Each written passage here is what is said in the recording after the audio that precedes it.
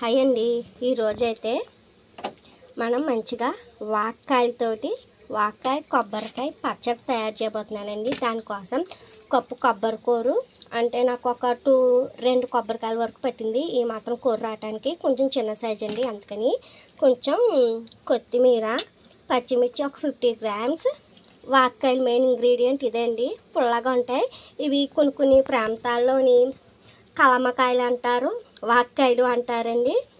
ఏవైనా ఇదే ఈ వాక్కాయలే.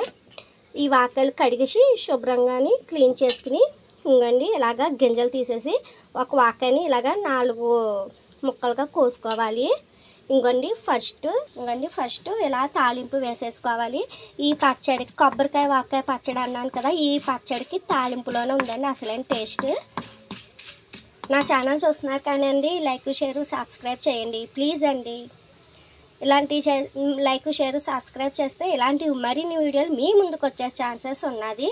కానీ మీరు చేయవలసిందల్లా నేను చేసే పచ్చడి వీడియో చూసి తింటాం కాదండి, లైక్ షేర్ సబ్స్క్రైబ్ కూడా చేస్తే నాకు ఆనందం, మీకు ఆనందం. ఓకేనా? పోపు ఇలా వేగుతుంటుందండి. స్లో మంట మీద ఇలాగ క్రంచిగా వేగాలి పోపు. ఈలోగా మనం వాక్కాయలు, కొబ్బరికాయ, పచ్చిమిర్చి చట్నీ ఆడేసుకుని కచ్చపచ్చగా తీసుకొస్తాను. వెయిట్ చేయి. ఇంకోండి మన కొబ్బరికాయ వాక్కాయ పచ్చడి కొంచెం మెత్తగా ఉండకూడదు, ఇడ్లీ చట్నీలా మెత్తగా ఉండకూడదు, గొరుగ్గానే ఉండాలి, బరగ్గానే కచ్చపచ్చగా. ఇలా ఆడుకున్న చట్నీలో తాలింపు వేసేద్దాం. ఇంకోండి మన కొబ్బరికాయ వాక్కాయ పచ్చడి అయితే రెడీ అయిపోయింది. ఈ టేస్టీ పచ్చడి మీకు తినాలనిపిస్తుందా, నోరు వస్తుందా?